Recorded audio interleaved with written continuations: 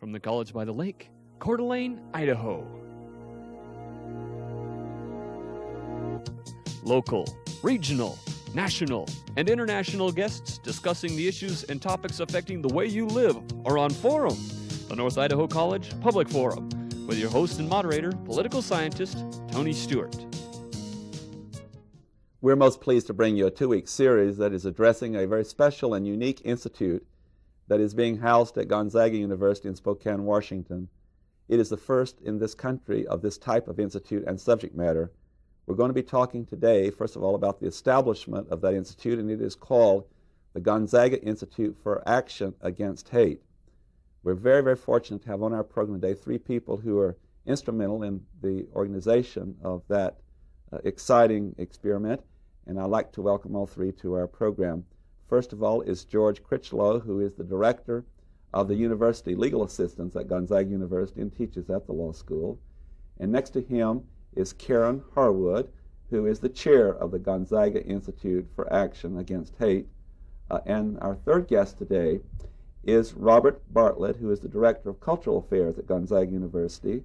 And I should add for our viewers that all 3 of you are on the board with this new institute. Welcome to the program. We're pleased to have you here, and may I begin by congratulating you on a very exciting endeavor, and we hope here in North Idaho and in other places that we can be somehow a part of your work and invite you back in the future to assist us in dealing with something that's very, very important to society and moving from hate to the dignity of all persons. And again, congratulations.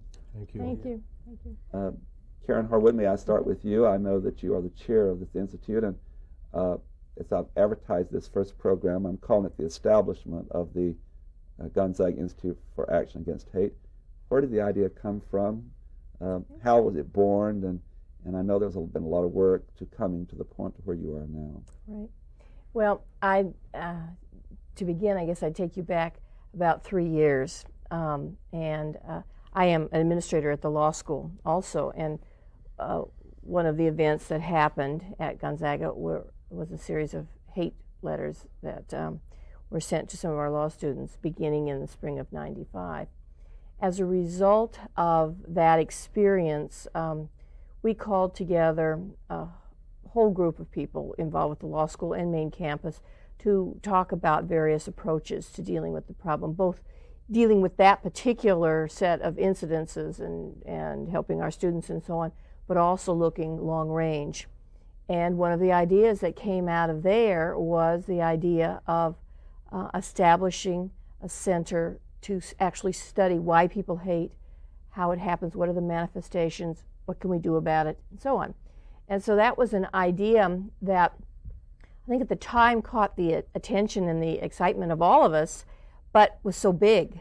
It was sort of hard to get our hands around it, and figure out how we could do something. And there were so many other things that you could actually take hold of and start to do immediately. So it sort of kicked around for a year or so. Luckily, we had a group of law students who were really excited about the idea, and they kept really bugging both Bob and myself, and coming back and saying, "Okay, when you guys are going to get this going? Okay, when's it going to start? What can we do?" And to have that initiative. Yeah. Well, and if you ever worked with law students, they're not timid about those things. That's right. So they kept putting the pressure on, and we kept saying, "Yeah, this is a great idea, but how do we do this?" So finally, I guess we finally just gave in, didn't we? Yeah. And we called together a group of people who were interested. There's a lot of people interested, and started talking about it. And right about that same time, the university was establishing a task force on racial equality and cultural understanding. So we began talking about the idea there. And as they put together their action plan, we put this idea forward, and it was incorporated in the action plan. We created a committee, a fairly small committee at first, about, I think there were 8 or 9 of us, and it has grown. And from there, we've moved on. Yeah.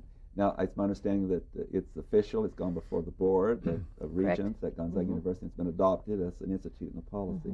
Bob, could you pick up at this point and tell us, I believe you reached out beyond the university too and worked with some other civil rights groups for some expertise. Would you identify some of those and how that became a part of your development?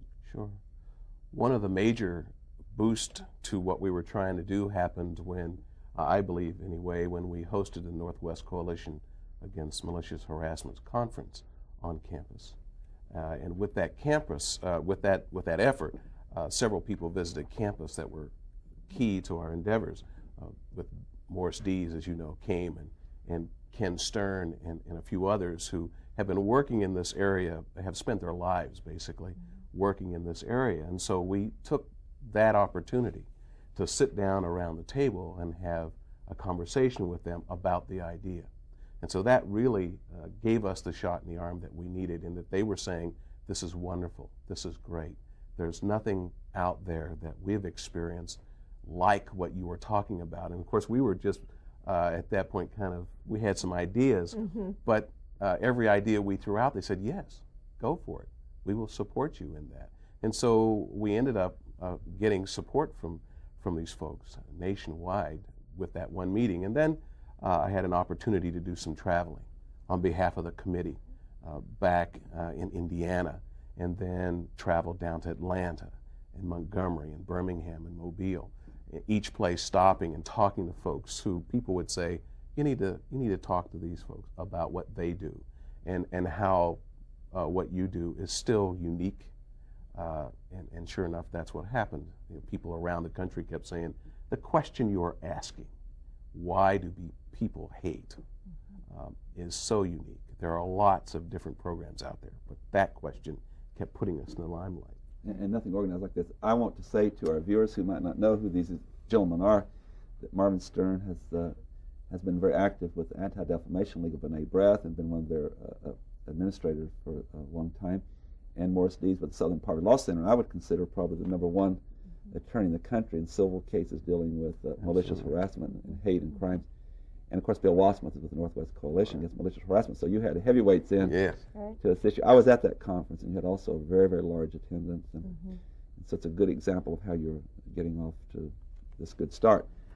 George, if I can come over to you now, and I've known you a long time, and you're a very successful attorney and law professor. Would you give us your thinking about why it has reached this point, or if we were looking at this for somewhere else in the country, what are the do's and don'ts at this point of how you put this organization together? Well, I don't know if your question is structural or methodological, but I think the reason that we're being successful and why we retain and continue the excitement that we have as individuals who have been working on the board, as well as the excitement we generated in the campus and in the community in general, is because of the not only the unique focus on the question, why do people hate, and what strategies can we develop to counteract hate, but the unique approach of making this a comprehensive, multidisciplinary study of hate, and to bring all the disciplines together, and to ask the question, what do the historians say about hate?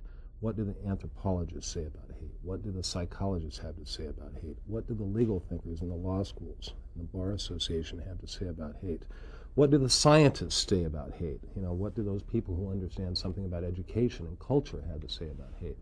So the idea is to bring all of these folks together and develop a really integrated understanding of this issue in a way that probably has not been done anywhere else. And I guess if I were talking to people elsewhere in the country about replicating what we're doing, I would emphasize the multidisciplinary and comprehensive approach that we're taking, because that's really, I think, what creates the buzz here. I mean, there's journals out there, as Bob was saying, there's civil rights organizations and other civic activist groups who are looking at problems with civil rights and diversity and multiculturalism, etc. But how can we bring all the folks together to identify some key core ingredients to the problem of hate? The way I like to look at it is to use the metaphor, which I think for me it works real well. You take a baby who's just a few days old. It could be a black baby, a white baby, a baby from a poor family or a rich family, but probably we can agree at that early stage in the baby's development there isn't a lot of hate as yet that's been engendered, unless there's perhaps a biological component to it, which would be interesting to talk to the scientists about. But by the time that baby is 5 or 10 or 15 years old, that baby may be filled with hate. Now you might say, in a very simple, superficial way, well, sure, the hate comes from parenting or from the immediate culture. But we know it's more complex than that. It probably involves economics. It certainly involves the culture. Clearly it involves some parenting.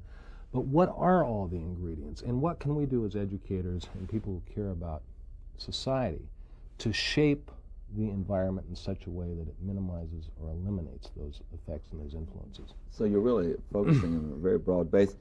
I have 2 or 3 reactions to that. I think that is very, very encouraging, but I would suspect that while I'm still working on this, putting together the institute and organization, that makes it even more of a challenge.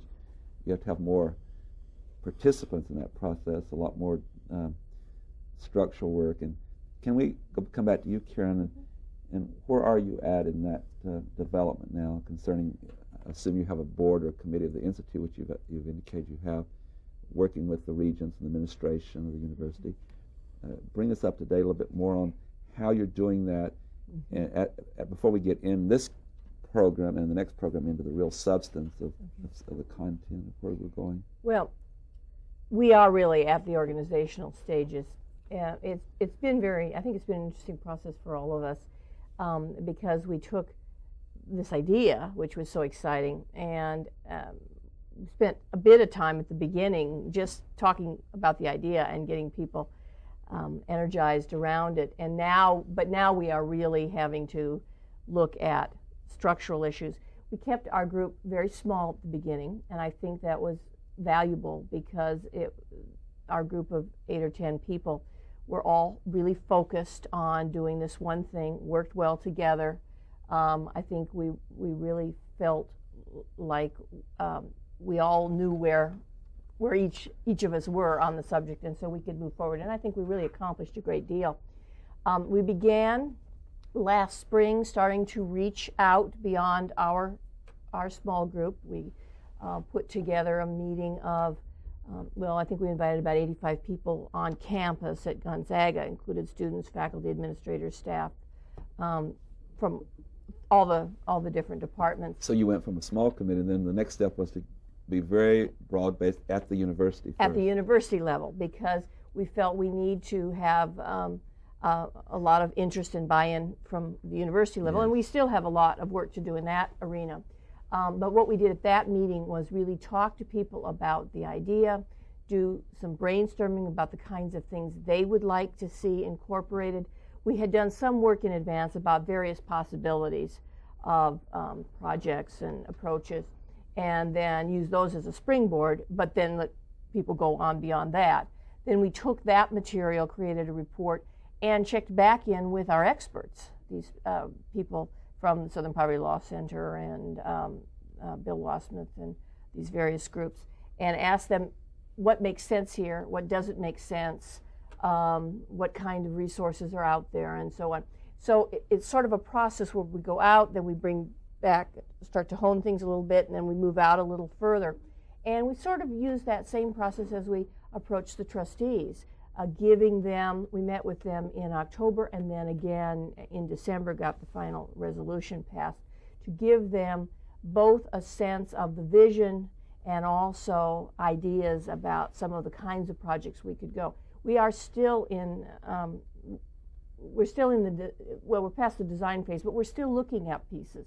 There's lots of ideas, but what exactly it's going to look like. Still in formation. We're sort of like the preteen stage at this time. Well, I want to say for the future of this program that we'll be keeping, to date it, I believe that was December 1997 that the trustees gave their approval. And Correct. now here we are in February 1998 when we take the program. Bob, would you take us a little bit further? Karen's done such a nice job of showing how you are really beginning to move and reach out. I know you've been done some traveling for this organization, and where do you see it going around the country? We've identified some of the people that you talked about that came to that conference, but how are you going to maximize its effectiveness by reaching maybe to all corners of this country? Or do you anticipate over time going beyond this country to take a look at the issue and expertise that may be available? That's a wonderful idea, thanks. We'll be sure to keep track on that. Well, thanks to the electronic age that we're in, it makes reaching the four corners fairly easy. During my travels, I spent half a day at the Southern Poverty Law Center. And as I talked to folks down there about what we were doing and where we were located, they said, that fits in our thinking of having places like yours at various points in the country. So that we have all angles covered, pretty much. And that was really good to hear. And the fact that we can keep in touch at an instant electronically means that the world is wide open to this. So being connected nationwide is fairly easy. At least that's the way we see it right now, that we could do it that way. And so we're hoping to maximize our technology at Gonzaga currently, and then in the future, who knows where we might go with it. And George, I'll come back to you, because oftentimes there are wonderful organizations that are started and they're separated from any other institution, and they're nonprofit and they have great ideas, and the founders leave the board, and first thing you know, the organization dies out.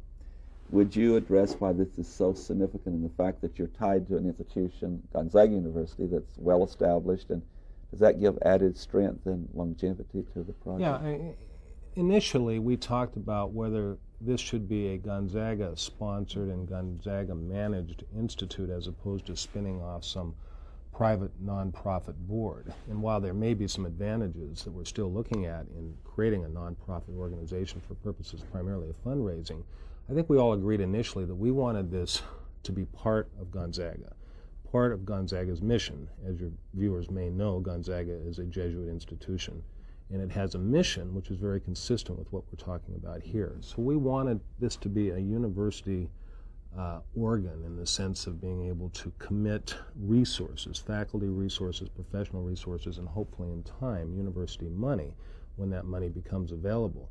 So I think it's very important that this is a university spearheaded initiative, and that in time, when people throughout the country, and perhaps beyond the borders of this country, think about the problem of hate and questions associated with hate, they think about Gonzaga University and this institute as the place to go to get information from educators about how to deal with these issues, both in an educational context, but also in terms of outreach to the community and advocacy, strategies for dealing with hate at a regional and a local and even a national level. So we would like to think, and we're optimistic about this. I hope we're not too optimistic, because we want to be modest and realistic as well. But we like to think that in time this will be a recognized institute throughout the country that people will look to get this important kind of information. I think this is an important time to underscore an opening statement in one of your documents, and I'm going to do that. And this was written as you were beginning this process, so you're beyond this to some extent. But Gonzaga University proposes to create an institute for action against hate as a model by which institutions of higher education can address, through education, research, and advocacy, the problem of hate in our society. I'm very pleased that you're using those three terms, education, research, and advocacy. Oftentimes there's a lot of armchair philosophers, and from my biases, I would say that you need to go beyond that, and you are indicating that you do so. I think that ties back into, George, what you were addressing, and that is that I hear in this statement, too, that a plural institutions of higher education, that this may be something that goes beyond Gonzaga and has that, I'm emphasizing this permanency that can be established with some of the great institutions of education around our country. Who would like to respond to that long comment? Well, I think in part, if I can address that just for a moment, if down the road we're able to develop curricula having to do with hate and hate-related issues, if we're able to produce research and scholarly information, as well as very concrete ideas about strategies of advocacy in terms of dealing with hate, there's no reason we can't package that information, make it available for other institutions to do what they want. Maybe they don't want to do something as extensive or intensive that we're doing at Gonzaga, but maybe they want to explore hate-related studies in their university setting. The other thing we're talking about in terms of replicating and taking advantage of the work that we hopefully will be producing is producing packages of materials for K through 12 educators. to utilize in public school and private school curricula so that you get at children with relevant information at a time when, as we all know, it really counts. So yes, I think this can become permanent and meaningful, both in terms of what we're producing here for the benefit of the Northwest region, but also indirectly through universities throughout the country that might benefit. Bob, I'll come back to you. And many of us who have done some studying, and some of us are very premature in our conclusions, I suppose, about all the information. But as George alluded to this earlier, when you see biases and prejudice that evolve from hate or produce hate in individuals, that when children are playing, that doesn't seem to be there. It seems to be a learned behavior. Therefore, my involved question would say, that could this institute evolve some understanding about the answer could lie in our educational systems, that if we can start this at the very beginning, that the day could come where your institute might not be needed sometime? I know that might not in your lifetime, but or mine, but is that the root of how we're going to deal with this question? Identifying it first, trying to understand it, but it is in the educational arena? I think so. I think that's a perfect way to look at it, and it's why I've stayed in education, because I believe that many of the answers to our societal ills are located within the academy, within education. When I, back to my meeting down at the Southern Poverty Law Center, they try to be a central location, a central resource for such information for K through 12 education. But they're a resource for a lot of other information. I come to find out that a lot of police departments use them as a resource. They get their data from that particular place. I think if we can take a piece of that so they can concentrate on other things, because they have a system already in place where they try to get information in the hands of children. Plus, back to my work at the university, as I do that work and work with 18 to 24-year-olds primarily, and then occasionally get out to the high schools and talk to high school people about diversity and racism and all the isms, I am drawn to the younger children, even younger people, for some of the work, to say, there's no point here where you start and say you're finished. That if we can begin to educate young people about diversity and how important they are and unique they are at the early stages, then hopefully we're able to change people's behaviors and attitudes, or foster what we want in our society, and that's that we don't hurt one another, basically. And so the younger we can do that, I think the better we can do. Bob, you said something. I'm very structured in my thinking processes, and you've certainly contribute to that. Karen, I'd come back to you and say, it seems to me that from what all of you are saying, and particularly Bob's last comments, that now you're trying to deal with the different, I would say, the components of the Institute. Are you going to, you've been talking about research and where all that data are across the country and other places, and to see if I'm off track or not. And then once you have that research, if you're going to develop a curriculum or courses, then how are you going to use that? Are you going to have a chair at the university for bringing people in with expertise? I'm just trying to trigger in your comment. Do you go into sub areas and develop this? And Bob also reminded me that wonderful teaching tolerance at Southern Poverty Law Center. But if you're not out there in the field teaching teachers how to use the material, there's maybe something lost. Anyway, what an involved comment, but are you at that point yet where you're looking at how you're going to break this down into components? Well, we sure have started to look at some of those, what it's going to actually look like, and what all the pieces, as we start to filter down further and further, we're not certain yet. But certainly we are looking at curriculum enhancements within the curriculum that we have at this point, also working with the university to increase some of the requirements for students to have some courses that have these components in them, helping be sort of technical assistance with faculty. Can I interrupt to say, sure. You're talking about putting some components in particular courses, but are you going to have some courses that are just based on this? Absolutely. Okay. Mm-hmm. Sorry. I mean, that's one of the places we're going. So that, one of the interesting things, and I'll come back and be more specific, but one of the interesting things I've seen just in the last year or so that we've been working on this is how much the consciousness level has been raised at the university. All of a sudden there's lots of lectures. People bring somebody in to talk about one of these subjects. People are looking at their courses and coming up with a seminar that fits. I think we're starting, just by talking about these issues, we're starting to get other people excited. You've seen that, I think, too. Mm-hmm. So some of that is, you're spreading it out among people just by virtue of beginning the discussion about the issues. We also are looking at, I think one of the advantages to being connected with the university is we can both look at the research and the information that is out there, bring that together, but also we're hoping to sponsor research out of problems that we emerge. So it's a very applied kind of research in certain areas. And that interdisciplinary approach, I think, is very important. A lot of the different groups that work in this area, of course, have a particular focus, and they do other things to support that focus. But we're stepping at least 2 or 3 steps back to sort of go to the heart of the matter, and then try to provide a resource to all these other groups. So that includes the applied research I talked about, the technical assistance to other groups on, how to begin talking about these issues, other colleges and so on, as well as doing the advocacy. So, it's little pieces here and then bigger issues and then going back out and implementing those.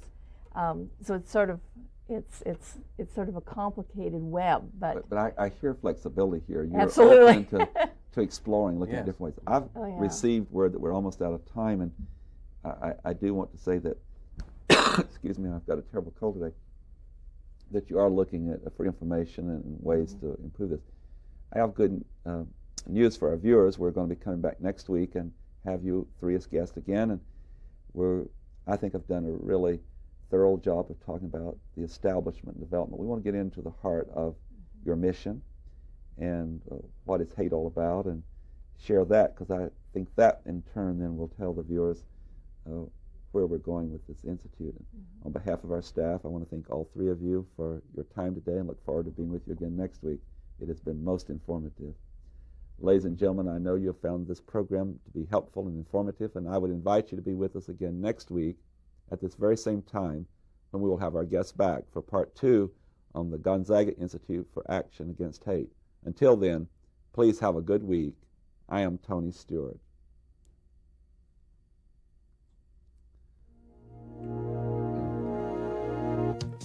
The North Idaho College Public Forum was videotaped live from the studios of Instructional Technology on the campus of North Idaho College for viewing at this more appropriate time. We invite you to join us again next week for another all-new edition of the North Idaho College Public Forum on this public television station.